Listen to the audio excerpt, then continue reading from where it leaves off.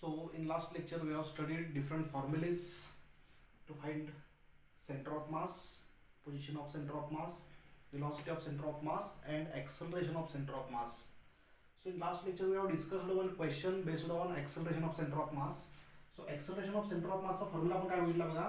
Acceleration of center of mass is equal to m1 a1 bar plus m2 a2 bar upon m1 plus m2. तर या फॉर्म्युलावर based आपण एक question study केला last लेक्चरला, आठवते का बघा. छोटासा एक व्हिडिओ पाठवलाय मी, त्याच्यामध्ये हा जो फॉर्म्युला आहे तो कसा यूज करायचा इन ॲटवुड्स मशीन. म्हणजे समजा एखादी पुली आहे, पुलीवरून आपण एक स्ट्रिंग पास केली, मासलेस स्ट्रिंग पास केली आणि बॉटमला दोन आपण ब्लॉक्स अटॅच केले having different masses. So different masses moves with same acceleration. If one block is moving in the downward direction, second block is moving in the upward direction. आणि त्या सिस्टीमचा आपण acceleration काढलं होतं. Acceleration of the system m1 minus m2 upon m1 plus m2 into g. Okay, direct formula आपण घेतला होता. आणि मग acceleration of center of mass काढण्यासाठी आपण हा फॉर्म्युला यूज केला होता. तर लास्ट लेक्चरला आपण हा फॉर्म्युला कसा यूज करायचा डिस्कस केलेला आहे. आणखी एक एक्झाम्पल घेऊ आपण. तर एक्झाम्पल काय बघा, मी एक्झाम्पल इथं थोडंसं रीड करतो आणि मग आपण सॉल्व्ह करूया. An object A is dropped from the top of 30 metre high tower. एक टॉवर आहे, याची हाईट दिली आहे 30 मीटर. सो 30 मीटर हाईटचा टॉवर आहे आणि इथून एक ऑब्जेक्ट आपण रिलीज केला. Suppose this is object which is just released from the top of the tower.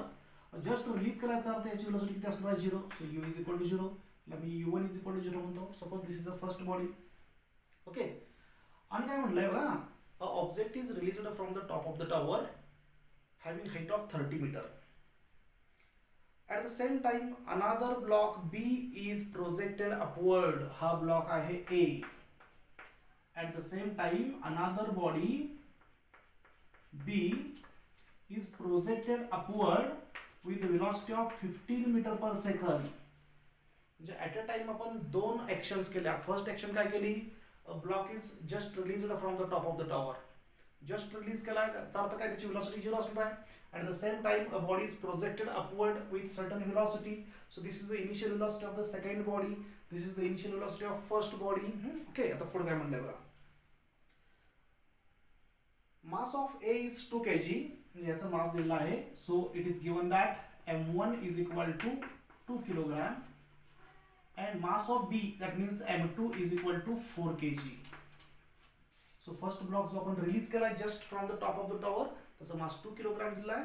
आणि जो ब्लॉक जी बॉडी आपण प्रोजेक्ट केली इन द अपवर्ड डायरेक्शन, त्याचा स्पीड दिला आहे 15 मीटर पर सेकंड, त्याचा मास दिलेला आहे 4 किलोग्राम. काय विचारलंय पुढे बघा. Find the maximum height attained by the centre of mass of A and be above the ground. म्हणजे हे जे दोन ब्लॉक्स आहेत, ह्या ब्लॉकच्या सेंटर ऑफ मासनं मॅक्झिमम किती हाईट ॲक्वायर केली असेल ती हाईट आपल्याला कॅल्क्युलेट करायची आहे. So here we have to find the maximum height attained by the center of mass of the bodies A and B. आता मला सांगा, हा ब्लॉक जस्ट मी रिलीज करणार आहे. जस्ट बिफोर रिलीज ब्लॉक ह्या हाईटला आहे. Just before projection block bottom मध्ये आहे. दोन्ही मध्ये डिस्टन्स किती आहे, 30 मीटर आहे. समजा दोन्हीचं मास जर सेम असतं, if mass of the both blocks is same, तर सेंटर ऑफ मास बरोबर या दोन्हींच्या मध्ये आला असता, म्हणजे 15 मीटरवर आला असता. हाईट किती आहे, 13 मीटर आहे. सो 15 मीटरवर सेंटर ऑफ मास आला असता. पण तसं इथं नाही आहे, मास वेगवेगळा आहे. हे मास जास्त आहे, हे मास जास्त असेल तर याचा हा टॉवरचा जो सेंटर असेल, सेंटरच्या थोडंसं खालीच इथं सेंटर ऑफ मास असतो initially. So initially centre of mass is slightly below the middle point of the tower, कारण बॉटमचा मास जास्त आहे. क्लिअर होतोय का बघा. हा मास सेम असतं तर सेंटर ऑफ मास मिडलला असतं. हे मास जास्त असल्यामुळे सेंटर ऑफ मास कुठं असणार आहे, just slightly below the middle of the tower. आता हा ब्लॉक मी रिलीज केला. क्वेश्चनचं मिनिंग पहिला समजावून घ्या. हा ब्लॉक रिलीज केला. रिलीज केल्यानंतर याचा स्पीड 0चा 1 2 3 4 काय वाढायचं आहे, 0 पासून तो इन्क्रीज होत चाललाय. So speed of this body goes on increasing in the downward direction. पण ह्याचा स्पीड 0 आहे का, हा प्रोजेक्ट करतोय आपण 15 मीटर पर सेकंद. 0 न प्रोजेक्ट करत नाही आपण. Okay, 15 metre per second. त्यामुळे इनिशियली ह्याच्यापेक्षा हा स्पीड जास्तच आहे. समजा हा एका सेकंदामध्ये 5 जर होत असेल तर हा 15चा जास्त काही मिळणार नाही आहे. म्हणजे हा जो ब्लॉक आहे त्याचा स्पीड जास्त आहे आणि त्यामुळे हा ब्लॉक जसा वर जाईल, ह्याचा वर जाण्याचा रेट जास्त आहे. हा खाली हा स्लोली यायला लागलाय.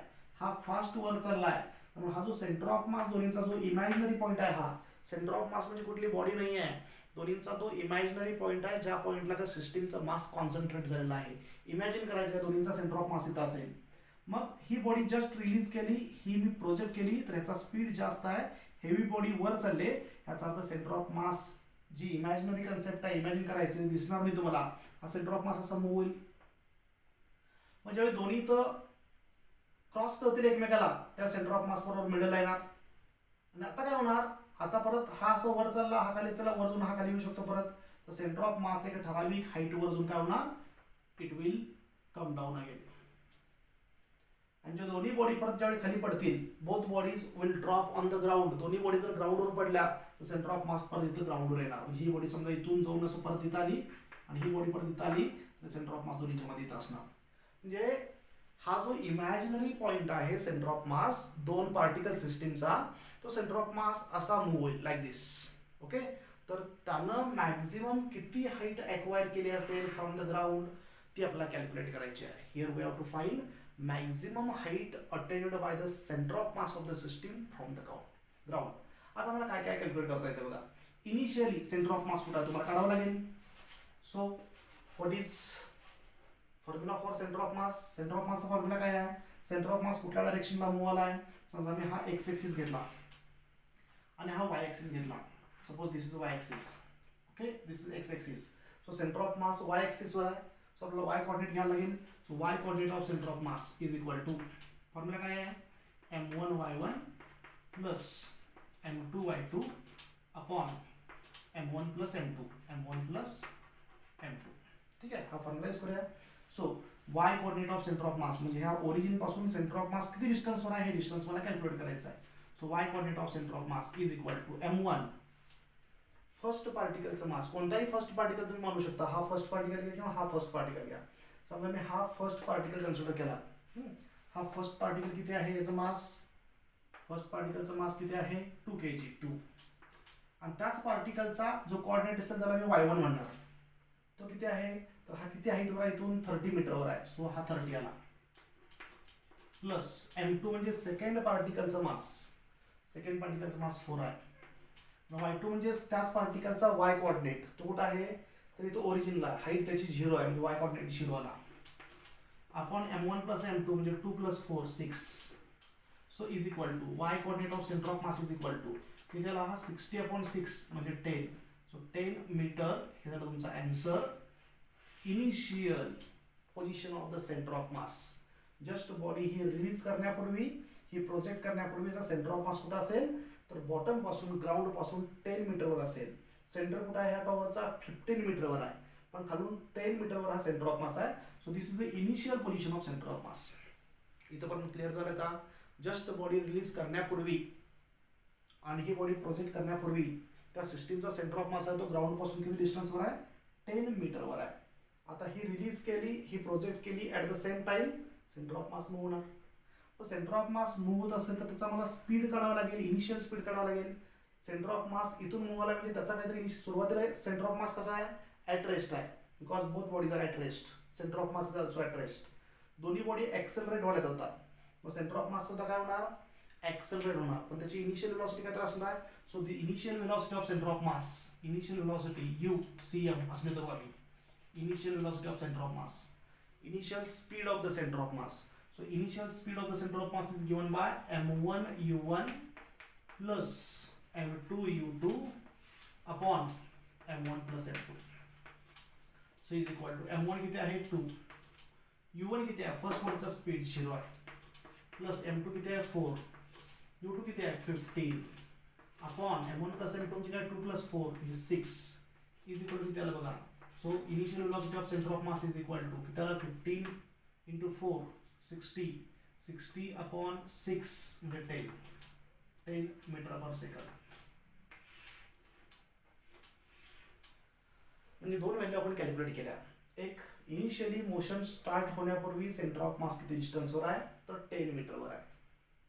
After projection centre of mass starts to move in the upward direction, त्याचा इनिशियल स्पीड आहे तो काढला. Initial speed of the centre of mass, पहिल्या बॉडीचा इनिशियल स्पीड 0 आहे, दुसऱ्या बॉडीचा initial speed 15 metre per second आहे. तर ह्या सेंटर ऑफ मासचा जो इनिशियल स्पीड आहे तो काढला 10 मीटर पर सेकंड. आता सिंपल आहे पुढचं. जर इनिशियल स्पीड माहित असेल, एखादी बॉडी मी अशी एअरमध्ये प्रोजेक्ट केली in the upward direction, what is maximum height attained by the body. इथं आपण बॉडी प्रोजेक्ट करणार नाही आहे, सेंटर ऑफ मास मूव्ह आलाय लाईक अ प्रोजेक्टाईल. ओके, तर त्याची मला हाईट काढायची असेल तर maximum height attained by the centre of mass is equal to, आठवतं फॉर्म्युला प्रोजेक्टाईल मोशन मधला, मॅक्झिमम हाईटचा U square sine square theta upon 2g. पण व्हर्टिकल मोशन असेल तर थीटा 90 घेतो आपण. ओके, साइन 90 ची व्हॅल्यू 1 म्हणजे you square upon 2g, you square upon 2g. हा फॉर्म्युला डायरेक्ट यूज करायचा, you centre of mass. This is the maximum height. हे 2g का घेतलं, कारण हा सेंटर ऑफ मासचं जे ऍक्सेलरेशन आहे तर मी व्हॅल्यू पुट अप केली. फर्स्ट ऍक्सेलरेशन g, कारण बॉडी जस्ट रिलीज केली ती अंडर ग्रॅव्हिटी मूव्ह आले. जे फर्स्ट बॉडीचं ऍक्सेलरेशन जे असणार आहे a1 ते g असणार. सेकंड बॉडी मी थ्रो केली ती पण अंडर ग्रॅव्हिटी मूव्ह आले, त्याचं ऍक्सेलरेशन पण g असणार. तर इथं g आणि इथं g पुट अप केला तर आन्सर फायनल तुमचं gच येतं. ओके, म्हणजे acceleration of centre of mass किती असणार आहे, gच असणार आहे. म्हणजे you square upon 2 into acceleration of centre of मास आहे ते gच घेतलं मी. हे कॅल्क्युलेशन करता आन्सर काय बघा, h is equal to maximum height attained by the centre of mass. म्हणजे सेंटर ऑफ मासला एक प्रोजेक्टाईल कन्सिडर करा तुम्ही, बाकीचं विसरून जाऊ आता. ठीक आहे, सेंटर ऑफ मासला एक प्रोजेक्टाईल कन्सिडर केलं, त्याची इनिशियल वेलोसिटी काढली मी, त्याची इनिशियल वेलोसिटी मला माहिती आहे.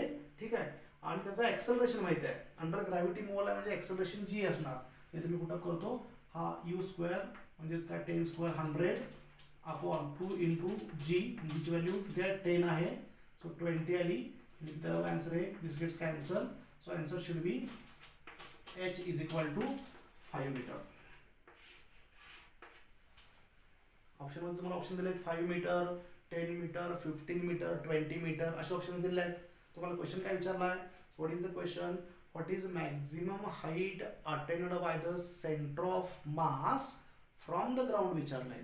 आपण इथून हाईट काढली ही h, फ्रॉम द ग्राउंड काढायचं असेल तर ऑलरेडी सेंटर ऑफ मास किती डिस्टन्सवर आहे, ऑलरेडी सेंटर ऑफ मास 10 मीटरवर आहे. So what is distance of centre of mass from the ground, तर 10 plus this. So total distance of the centre of mass from the ground is maximum height attend h max should be equal to 10 plus 5 is equal to किती होणार आहे 15 metre. h max maximum height attained by the centre of mass is equal to 15 metre. तर इथं आपण बरेचसे centre of मासचे concept use केले बघा. सेंटर ऑफ मासची आपण एक्झॅक्ट पोझिशन काढली बाय युजिंग दिस फॉर्म्युला.